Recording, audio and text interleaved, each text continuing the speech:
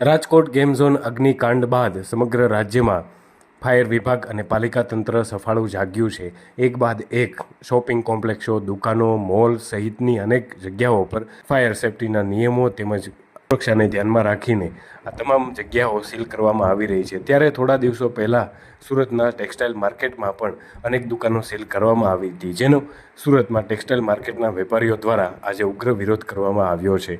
તંત્ર દ્વારા સેંકડોની સંખ્યામાં દુકાનો સીલ કરાતા વેપારીઓ હવે રસ્તા પર ઉતર્યા છે।